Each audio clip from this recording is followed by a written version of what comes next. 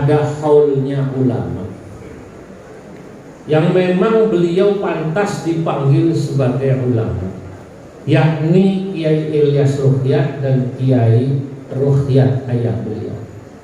Ulama itu saudara-saudara, Bapak Ibu, adalah sebuah kompetensi, bukan profesi kamu ya. Kalau ada orang menganggap ulama itu profesi, keliru. Sampai-sampai di KTP-nya ditulis ulama. Profesi ulama. Jangan-jangan itu KTP-nya kamu ya profesi mubalik kondang dari Karawang. Ulama itu kompetensi, orang yang memang memiliki kompetensi. Yang pertama kompetensi ilmu. Yang kedua, orang layak disebut ulama karena memiliki kompetensi. Yang kedua itu karena akhlak. Itulah yang kemudian dulu Kiai Sahal Mahfud, guru saya, Prof. Isam, yang melanjutkan Kiai Ilyas Ruqyat Allah yarham. Jadi sebagai santrinya Prof. Isam yang lebih muda, saya harus datang ke sini. Karena guru saya Kiai Sahal Mahfud dulu wakilnya Kiai Ilyas Ruqyat. Dan beliau menggantikan atau melanjutkan estafet daripada Kiai Ilyas Ruqyat, maka saya harus ke sini. Beliau katakan al-qiyai wal ulama kan fi zamanil madi man lahu al-ilm wal adab. Dulu orang baru dipanggil kiai atau ulama kalau yang bersangkutan punya ilmu dan punya akhlak. Punya ilmu saja tidak punya akhlak, tidak pantas dipanggil ulama. Apalagi ilmu enggak, adab enggak ada. Ilmu saudara-saudara didapat karena banyaknya seseorang mau belajar. Dalam satu syair saya katakan ya, wala suhbatun akhdun bidinin wal adab. Adapun suhbah dengan para ulama tujuannya adalah akhdun bidinin wal adab, adalah mencontoh dari guru kita bagaimana beliau beribadah dan akhlak beliau. Sementara dalam hal ilmu cara mendapatkannya, wa ilal ulumi bidarsiha faltaftuni, dalam bahasa kami, wala suhbatun akhdun bidinin wal adab wa ilal ulumi bidarsiha faltaftuni. Kalau Anda pengen mendapatkan ilmu didapat dengan belajar. Dari mana belajarnya? Ya dari para ulama. Sebab belajar ilmu kalau tidak lewat ulama bahaya. Kata seorang ulama dari tanah Andalusia, namanya Imam Ash-Shatibi. Shatibi itu nama daerah di Spanyol. Orang Spanyol bilang Jativa. Saya alhamdulillah 2 kali ke Spanyol. Habis kegiatan seminar dari Maroko, jalan-jalan saya ke Spanyol. Dulu jadi santri, saya mengalar Alfiah. Ini katanya yang ngarang orang Spanyol. Siapa namanya? Imam Ibnu Malik. Santri Cipasung pasti hafal. Wala Muhammadun Mumaliki Rabbillaha khaira. Nah, itu dikarang oleh ulama yang asalnya dari Spanyol. Jangan jadi santri. Saya dulu mikir, saya pengen ke Spanyol, pengen tahu kok ada orang dari Spanyol bisa ngarang ilmu nahwu luar biasa. Keturutan saya ke Spanyol 2 kali. Alhamdulillah. Asy-Syatibi, Imam Syatibi, madhabnya Maliki, menulis kitab usul fikih yang terkenal namanya Al-Muwafaqah. Saya tadi diberitahu kalian kalau Abah Kiai Ilyas Ruhyat, Kiai Ruhyat ahli usul fikih. Maka saya senang berbicara tentang kitab usul fikih, salah satunya malam hari ini. Ditulis oleh seorang ulama bernama Imam Syatibi. Beliau katakan, kanal ilmu fi sudurir rijal.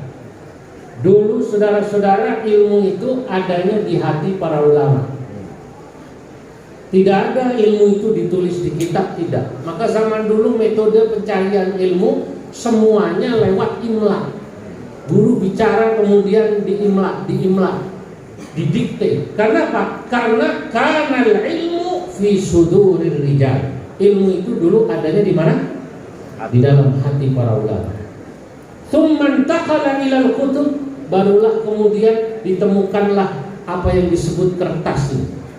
Mulailah kemudian kitab-kitab ditulis di kertas.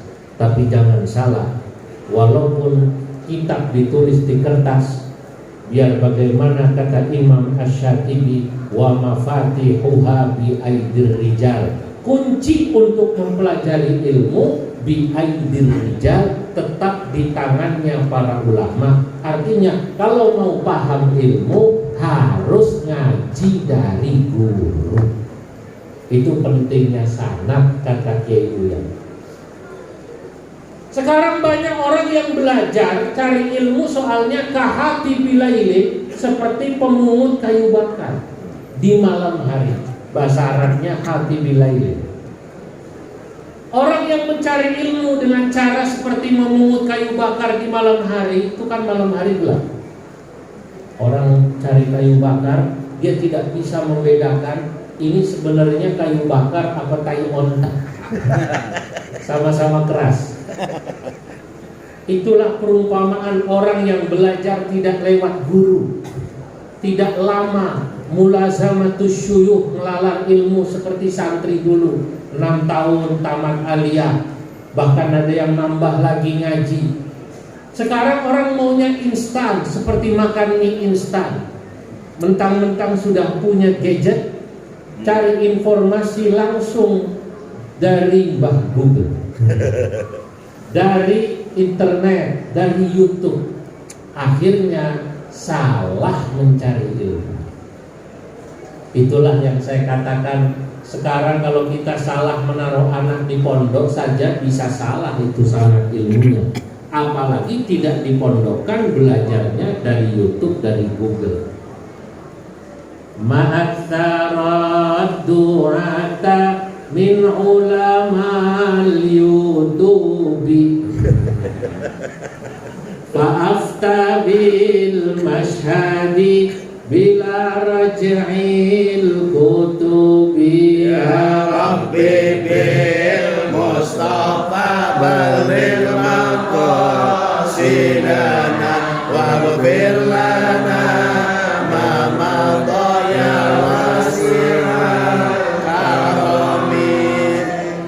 Ya hasratan lil Google li akhidus sababi wa innamal ilmu bil isnadi wa talabi. Ya Rabbi bil Mustafa balil maqasidana waghfir lana ma madaya wasi'al karami. Ya rubba talibi ilmin zahiril jalabi fa'awilan bisyuyukhi kamilid darabi. Ya Rabbi bil Mustafa balil maqasidana waghfir lana ma madaya wasi'al karami. Ma'aksarat du'ata min ulamal yutubi. Betapa banyak zaman sekarang penceramah-penceramah kondang yang terkenal di YouTube. Saya tidak tahu santri Cipasung ada yang terkenal di YouTube, ada? Belum ada belum? Belum. Insya Allah menyusul dari Kerawang. Tapi sayangnya mereka yang terkenal di YouTube ini dijadikan panutan, padahal fa'afta bil masyhadi bila raja'il kutubi. Seringkali mereka berfatwa hanya melihat apa yang dilihat fenomenanya bil masyhadi bila raja'il kutubi, tapi mereka tidak memiliki referensi kitab karena ngajinya kurang lama. Ini bahaya. Sementara sudah kadung terkenal. Ya hasratan lil Google akhidus sababi. Wahai merugilah orang yang menjadikan Mbah Google akhidus sababi sebagai sabab ilmunya, tidak lewat ngaji dengan ulama tadi. Padahal wa innamal ilmu itu saudara-saudara bil isnadi wa talabi, harus pakai proses ngaji dan mencari. Apa bedanya? Ada orang bertanya, Pak, bukannya sekarang kita akan lebih mudah mencari informasi ilmu lewat HP? Boleh, tapi orang mencari lewat HP, Google, YouTube itu sebaiknya hanya untuk bantuan, bukan untuk akhidus sabab. Biar bagaimana tradisi yang ada di pesantren dalam mencari ilmu, tradisi yang dimiliki oleh Nahdlatul Ulama dalam tradisi ilmu, ini adalah tradisi paling baik dalam mencari ilmu. Saudara-saudara, Bapak Ibu, para santri, para alumni, saya termasuk yang terus berkata kalau Anda pernah menjadi santri di pesantren, alumni pesantren manapun belajar agama, maka beruntung. Alhamdulillah. Kenapa? Sebab ilmu yang kita dapat di pesantren itu sangatnya jelas. Tadi itu guru kita jelas, Kiai Ruhyat mengaji dengan Kiai Muhammad Sobandi. Kiai Sobandi santrinya Kiai Syekh Mahfud Termas, santrinya Syekhana Khalil Bangkalan. Syekhana Khalil Syekh Mahfud Termas santrinya tadi ulama-ulama yang disebut di Mekah seperti Syekh Zaini Dahlan, termasuk Syekh Nawawi Al-Albani. Yang saya merasa bersyukur alhamdulillah memiliki intisab dengan beliau, karena kakek buyut saya adik Syekh Nawawi Al-Albani. Syekh Nawawi bernama Muhammad Nawawi bin Umar, kakek saya Abdullah bin Umar. Kira-kira kakek saya itu kayak Kiai Bunyaminnya, Syekh Nawawi kayak Kiai Ilyasnya, kira-kira begitu. Ini jelas syaratnya, karena yang diajarkan adalah faham ahlus sunnah wal jamaah yang mengajarkan faham wasatiyah. Sekarang kata ketua PWNU, tantangan kita berbeda dengan dulu. Justru dengan hebatnya sosial media tadi, YouTube, Google, orang jadi belajar agama malas.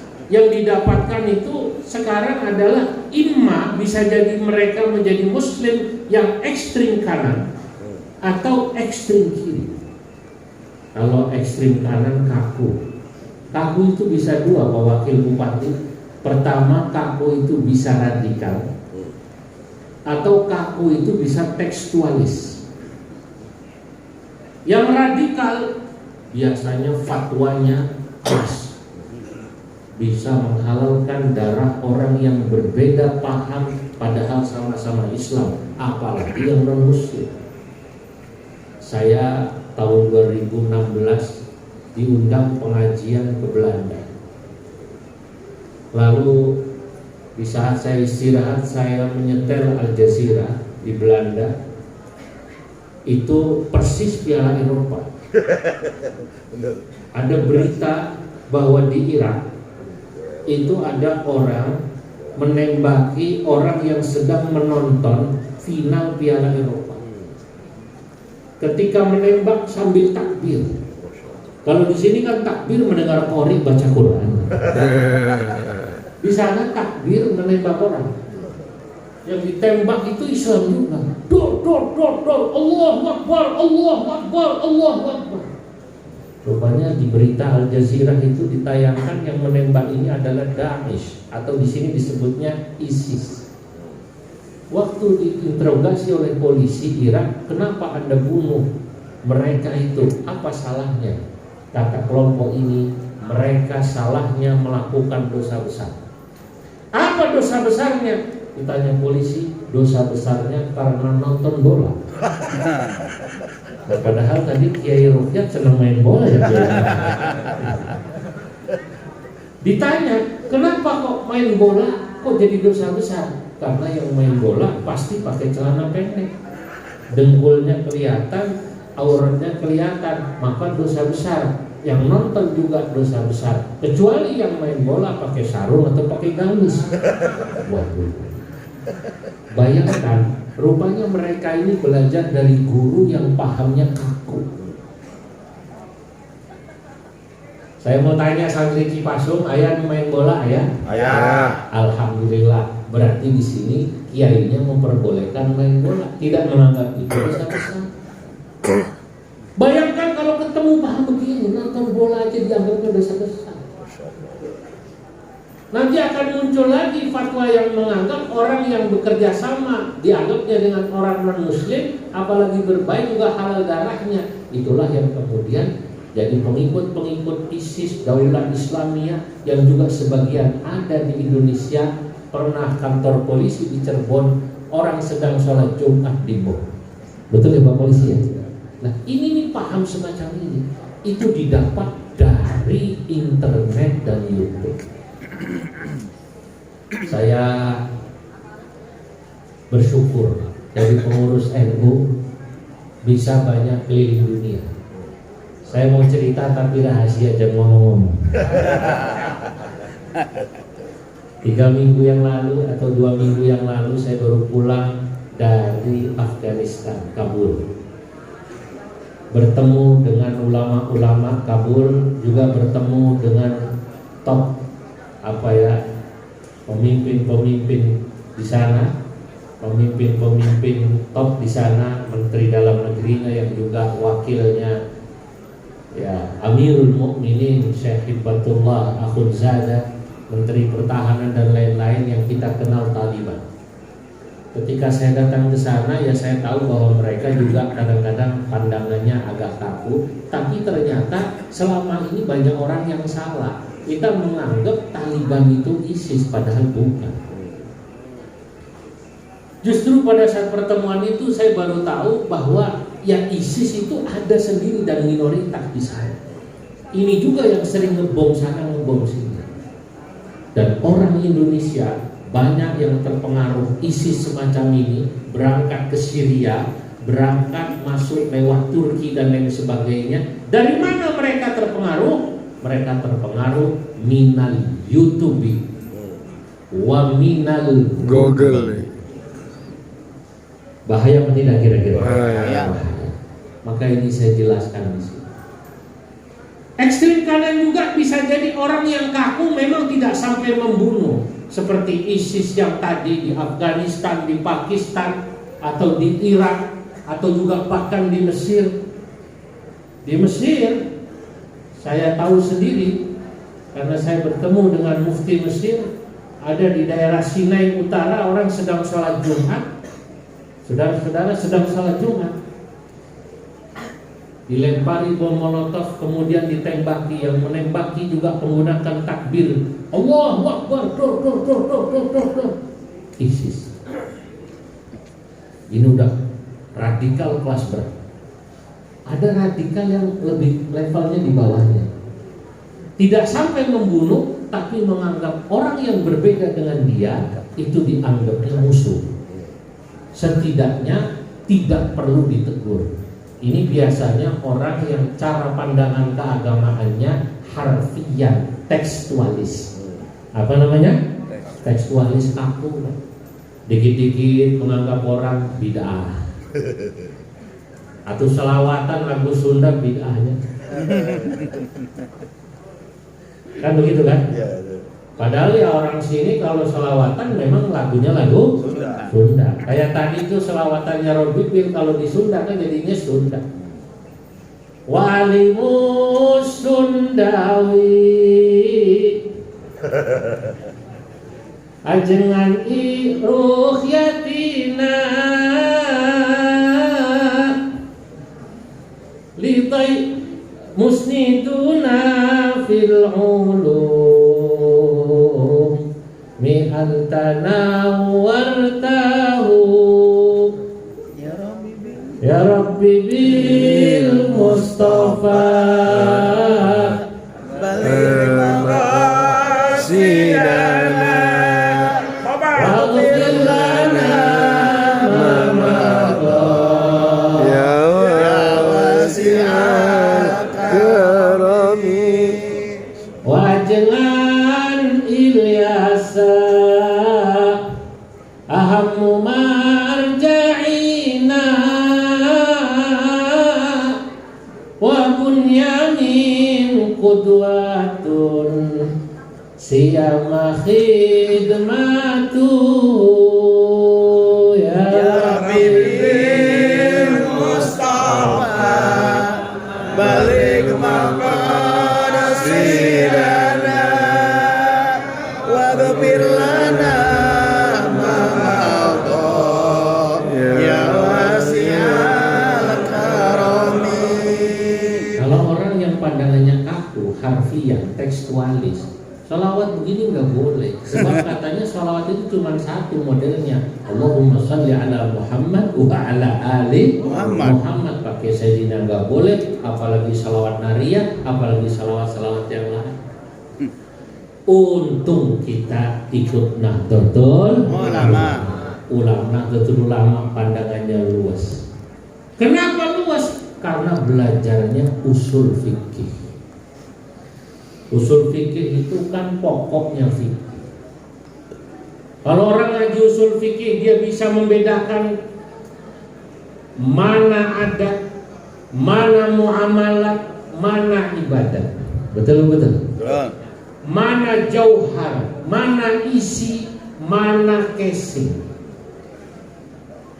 Kalau ulama ilmu tahu wal ibratul jauharu wal ma'ani walaysa bil madhari wal mabani. Di dalam kitab saya Tuhfatul Qasim, kitab saya tentang Syekh Nawawi, tadi saya sudah berikan beliau, berisi nazam-nazam tentang NU dan juga tentang Syekh Nawawi.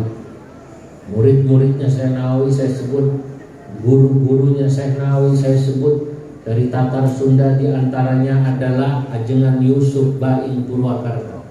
Syekh Nawawi dulu sebelum berangkat ke Mekah ngaji dari Sunda dulu.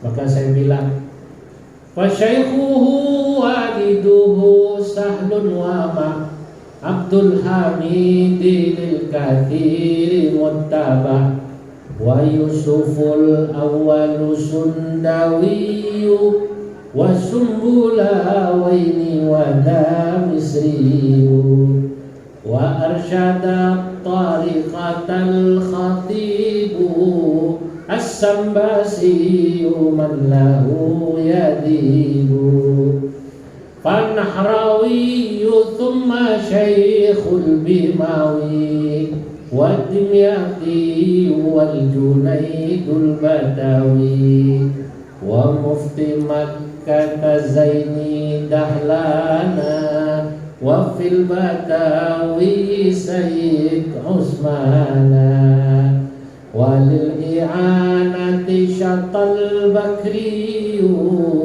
wal mujtaba aqranu syadiyu wa salihun mutarjimut tafsiri lil kartini lil kartinil fa'iqatit ta'firi. Itu guru-gurunya dan temannya. Muridnya siapa? Salah satunya muridnya Syekh Nawawi, Syekh Mahfud Termas. Syekh Mahfud Termas gurunya Ki Muhammad Subandi. Ki Muhammad Subandi gurunya Ki Rohyat. Berarti Ki Rohyat cucu cicit gurunya buyut saya, Syekh Nawawi. Syaikhul syuyukhi lil adidil kurama yabruzu ba'dahu kibarul ulama fattarmasi wal khalilu dzul athar wa asnawi man bihi julluh tabar. Sangat panjang kitabnya. Nah, nanti ada cari kitabnya. Itu bicara tentang bagaimana mata rantai keilmuan ulama Indonesia sampai Kiai Wahab Hasbullah, sampai Kiai Hasyim Asy'ari, bahkan pendiri Muhammadiyah Ki Ahmad Dahlan, muridnya Syekh Nawawi Al-Bantawi. Muhammadiyatun bidahlan tasyar wa nahdhatun bihasyimin qad ishtahar. Abdul Wahhab wa akhuhu Bishri, ya Abdul Wahhab Hasbullah wa akhuhu Bishri, dan saudaranya siapa? Ki Bishri Samsuri. Tabatatun murunatun wa dahari. Masya Allah. Nah, untungnya kita belajar agama dari masyayikh NU yang tidak takut. Pemikirannya seperti apa NU itu? Tidak ekstrem kanan tapi tengah-tengah. Kata saya, NU itu tawasutun tawazunun tidalu tasamuhun fasma' lima yuqalu. Tawasud, tawazun, i'tidal, apa namanya tadi? Tasamuh. Ini kan sudah hafal ini orang yang ikut Makesta. Dari zaman Makesta sudah belajar kan? Ansor sudah belajar. Yang kemarin MKNU, ya sekarang MKNU dianggapnya baru level 1. Harus ikut lagi nanti ya. Ya, mau jadi ketua PC harus ikut lagi. Namanya PMKNU. Nanti habis PMKNU ada lagi namanya AKNU. Kalau sudah punya itu, nanti NU akan menyalurkan ini kader-kadernya. Yang pantas jadi bupati siapa, yang pantas jadi komisaris siapa, yang pantas jadi menteri siapa. Itu dari situlah akan dikader. Jelas kaderisasi kita. Nah, murahiban biladatil mutarida malam takun li syar'ina mu'aridah. Selain tawasud, tasamuh, i'tidal, NU itu apa cirinya? Tidak kaku itu salah satunya murahiban bil adatil mutarida malam takun li syar'ina mu'aridah. NU itu kalau sama budaya murahiban, mengucapkan marhaban. Termasuk tadi selawatan pakai lagu Sunda. Bahkan bukan hanya lagu Sunda, lafalnya Arab. Kalau perlu kalimatnya Sunda, kalimatnya Jawa, tidak masalah. Yang penting isinya. Ini di kampungnya Ki Juhadi, itu kalau selawatan pengajian pakai bahasa Cirebon Indramayuan. Itu kalau didengerin panturanan itu lucu juga. Jawa Nyong. Itu kalau selawatan asik dengernya.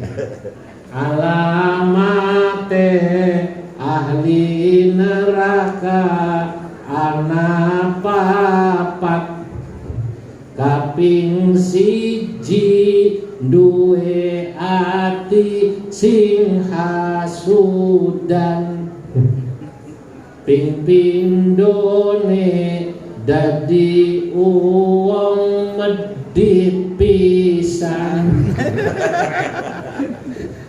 ping telune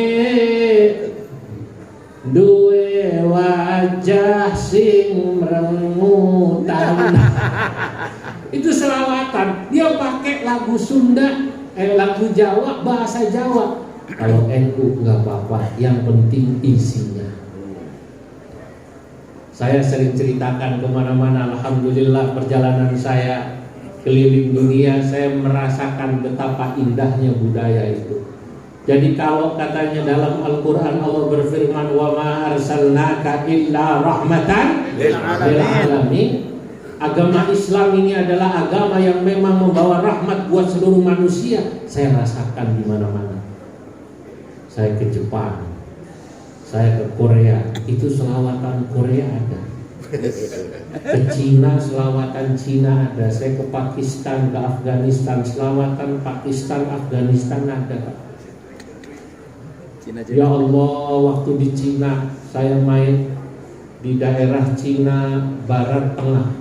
Daerahnya namanya Provinsi Lanzhou. Teman saya namanya Dr. Abu Bakar. Dia S1 S2-nya dari Jamiah Islamiyah Pakistan, Islamabad. S3-nya ambil doktor dari Amerika. Ini kiai di Cina tapi kaya raya. Karena kiai tapi bisnisnya banyak, hotelnya, pabriknya. Jadi saya diajak ke pabrik-pabrik di Cina yang punya orang Islam semua. Itu yang sering saya cerita itu. Udungan, sorban, tasbih yang kalau kita beli lagi haji murah-murah, betul nggak? 5 real, 2 real, 3 real. Yang orang Tasik begitu keluar masjid ditawarin, Siti Rahmah, 5 real, 5 real. Haji, 5 real. Sorban ditawarin 5 real, udungan 5 real. Mau nawar 2 real bingung. Bahasa Arabnya apa ya? 2 real. Ingat sembahyang subuh, one rokaatain. Untung yang dagang paham, orang Tasik ya. Dijawab, la. Salat rakaat fardhu lillahi ta'ala. Yang mau 3 katanya. Bukan 3 rakaat, maksudnya 3 Itu saya di sana melihat, ternyata budaya itu pasti mempengaruhi kepada keislaman seseorang. Tapi tidak masalah, budaya itu dalam pandangan NU diterima malam tahun li syar'ina mu'aridah, selama tidak bertentangan dengan syariat. Nah itulah yang saya ceritakan kemana-mana. Saya dengar orang Cina adzannya saja lagunya Mandarin.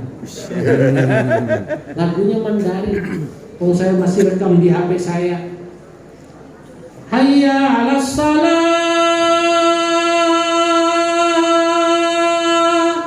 hayya 'alas salah,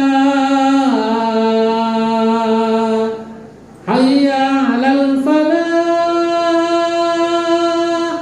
hayya 'alal falah. Allahu akbar, Allahu akbar, la ilaha illallah. Kata saya ini, kalau orang Cina adanya saja Mandarin, kata saya pasti kalau baca sholawat asyraqal lagunya lagu Wong Fai Hung, lagu Jet Li. Begitu asyraqal kayak tadi, bukan ya Nabi salam alaika. Cina tidak begitu, bangun dia pasti lagunya ya Nabi salam alaika, ya Rasul salam alaikum. Kalau dia belajarnya sama ulama itu, ditanya bagaimana selawatan semacam ini, pasti bilang boleh, karena yang penting isinya sholawat.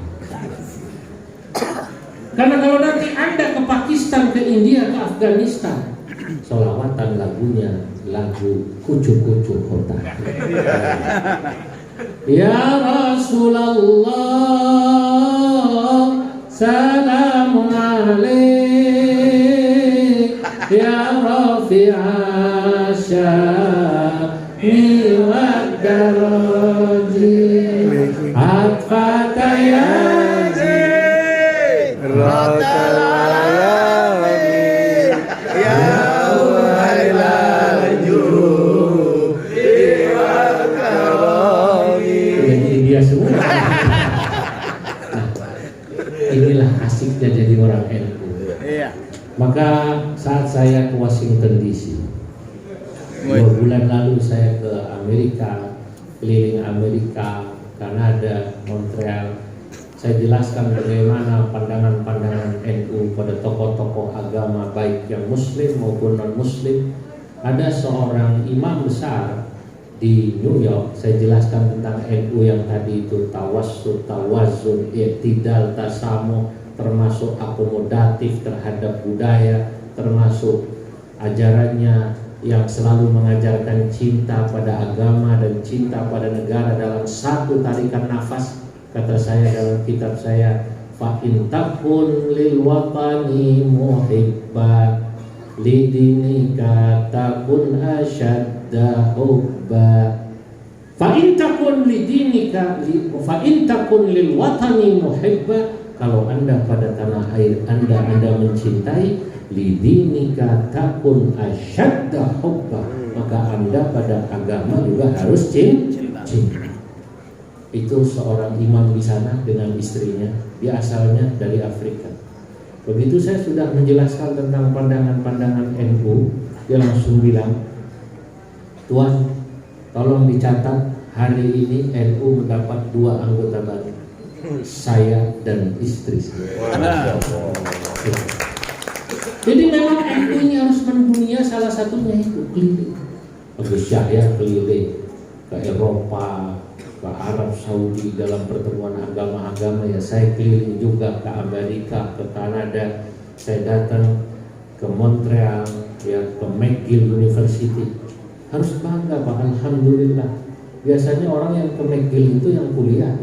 Saya ke McGill juga, alhamdulillah, bawa kitab saya alhamdulillah sudah masuk perpustakaan McGill. Alhamdulillah.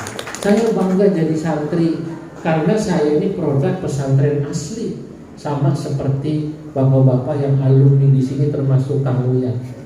Saya asli santrinya Ki Sahal, tidak kuliah baik di dalam maupun luar negeri. Umur 18 saya pulang, ya sudah mengamalkan ilmu seperti Kiai tadi, terus baca kitab dari yang paling kecil, Safinah, Kasyifah, Fathul Qarim, naik Tahrir, naik lagi Fathul Wahab, terus naik lagi, naik. Insya Allah lama-lama kita bisa menulis. Insya Allah lama-lama kita bisa. Ya. Kenapa? Ya karena ulama-ulama kita ini hebat-hebat sejak dulu. Ya. Hanya kita butuh inspirator. Buat saya inspirator saya guru saya, Kiai Sahal Mahfud. Kiai Sahal Mahfud alimil allamah, umur 24 tahun sudah memberi ta'lim pada kitab Lubbul Usul, Ghayatul Usul. Ya. Kemudian umur segitu juga beliau sudah memberi ta'lim pada kitab Al-Ashbah wan Nadhair yang diberi nama Tadbirul Basair 'alal Ashbah wan Nadhair. Saya bawa kitab itu ke Pakistan, saya bertemu dengan mufti Pakistan, beliau kagum. Ini ada orang gak pernah keluar negeri, belajar di luar negeri, ngarang kitab semacam ini. Kata saya, itulah guru saya, murid daripada Syekh Yasin Al-Fadani. Rupanya mufti Pakistan bilang, Masya Allah, Syekh Yasin Al-Fadani hadha syekhi Hinama ataraddad ila Makkah fi amkada ila amkada. Itu guru saya ketika saya ke Mekah dari tahun sekian sampai tahun sekian. Masya Allah. Nah, saya mencoba mengikuti guru saya. Cuman bedanya kalau guru saya menulis kitab pada saat usianya 24 tahun, saya dibalik, saya menulis kitab saat usia saya 42 tahun. Lumayan, alhamdulillah. Lah, mungkin saya ingin juga mengajak pada santri-santri Cipasung. Inspirator Anda adalah Kiai Ruhyat dan Kiai Ilyas Ruhyat, termasuk putra-putra Kiai Ilyas Ruhyat yang masih hidup saat ini, Kiai Abdul Bunyamin, Kiai Komarudin dan lain-lain. Jadi ini NU, Pak. NU itu tadi moderat. Kalau kita sudah tengah-tengah, insya Allah kita tidak akan digoyang menjadi ekstrim kanan maupun ekstrim kiri. Kalau kanan tadi kaku, memahami agama kaku, dikit-dikit bid'ah. Nah, contohnya ya, orang yang kaku itu dalam memahami biasanya tidak mau menggunakan akal. Padahal Allah menciptakan akal agar kita memahami nas Quran maupun hadis. Cuman ada batasannya. Itulah kenapa ada dalam kitab saya sebut Daurul Aqli fi Fahmin Nusus wal Maqasid. Sejauh mana akal kita pakai untuk memahami nas Quran dan maqasidus syariah. Sebab jangan kebablasan. Kalau kebablasan nanti jadinya liberal. Kalau tidak dipakai sama sekali akal kita, jadinya tekstual kaku. Contoh orang kaku. Ada hadis bunyinya begini. La yabulanna ahadukum fil ma'id daim. Jangan pernah Anda kencing di air yang tidak mengalir. Amin. Kalau orang yang memahaminya tekstual, oh berarti yang dilarang cuma kencing, berak di sini. Waktu ditegur, lu kenapa berak di sini? Yang dilarang kencing. Itu sama kayak pengurus masjid bikin tulisan di masjid, dilarang kencing di sini, berak di situ. Dia bilang, kenapa kamu berak? Bapak soalnya nulisnya cuma kencing, mestinya lengkap Pak. Dilarang kencing, berak, nyuci, WC segala macam di situ. Susah nih ketemu orang kayak begini. Ini orang pekok namanya. Kalau orang bisa memahami, kan mestinya kenapa dilarang kencing di situ kan ada maksud. Sebuah teks tidak pernah bisa dilepaskan dari sebuah konteks. Betul?